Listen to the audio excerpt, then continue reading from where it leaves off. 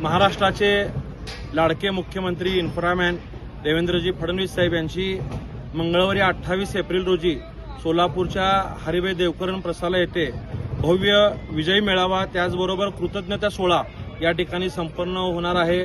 मी प्रथमतः सर्व सोलापूरवासियांना विनंती करतो की मुख्यमंत्री साहेबांच्या माध्यमातून सोलापूरच्या पाणी पुरवठा योजनेला मंजुरी मिळालेली आहे। आयटी पार्कच्या जागेचा GR निघालेला आहे। त्याचबरोबर उजनी येथे जवळपास 1,28,000 कोटी रुपयाची त्या ठिकाणी गुंतवणूक होण्याचा निर्णय देखील या सरकारने घेतलेला आहे। शासकीय अभियांत्रिकी महाविद्यालयाचा सुद्धा पुढील 15 दिवसांमध्ये कॅबिनेटची मंजुरी मिळणार आहे।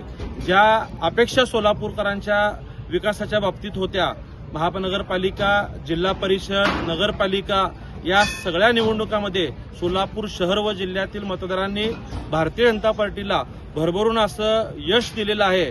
या सर्व मतदारांची कृतज्ञता व्यक्त करण्यासाठी मुख्यमंत्री महोदय स्वतः सोलापूरला येत आहेत। आपल्या सोलापूर व शहराचा सर्वांगीण विकास या ठिकाणी होत असताना आपण देखील या सोहळ्याचे साक्षीदार होऊयात।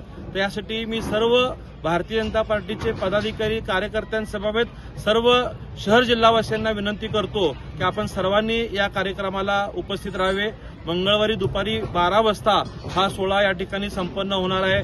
आपल्याला कल्पना आहे की सोलापूरच्या उन्हाची तीव्रता थोडीशी अधिक असती, परंतु सर्व भारतीय जनता पार्टीचे पदाधिकारी आपल्या सगळ्या सुव्यवस्थेसाठी या ठिकाणी प्रयत्नशील आहेत।